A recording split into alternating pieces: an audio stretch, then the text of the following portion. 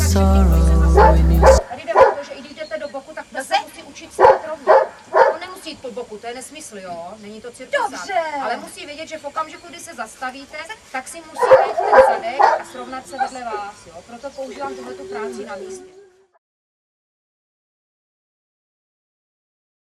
Dejte si pozor na to, že sice pes by to měl takhle sebrat, ale zrovna tak by se měl vrátit, jo? Takže sice je hezký, že pes to sbírá cestou, ale pokud tam udělá tenhle oblouk supportem, tak je to taky špatný.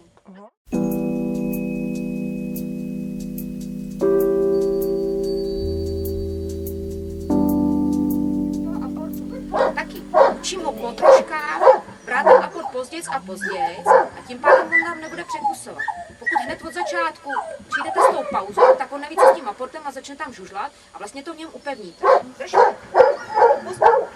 Já jsem učil držení, já začínám držení.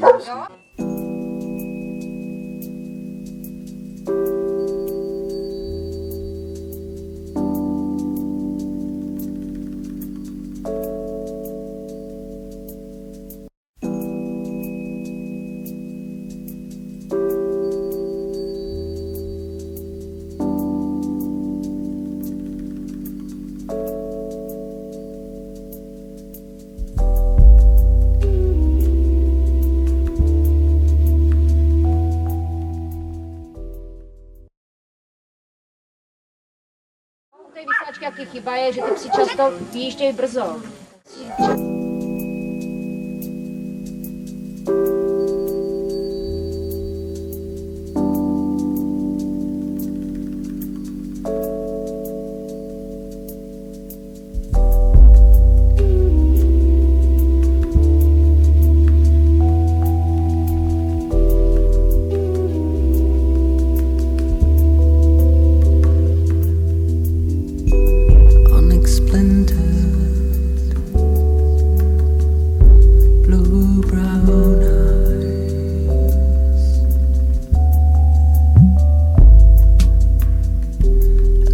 Sorrow in your stare,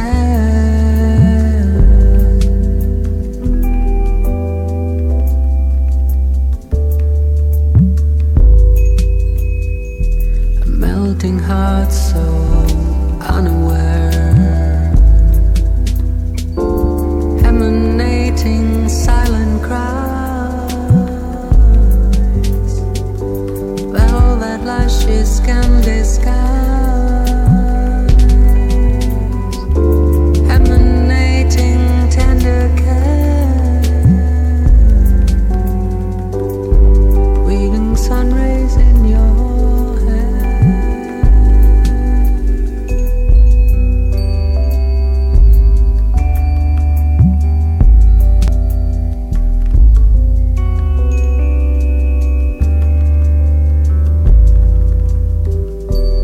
Unexplained.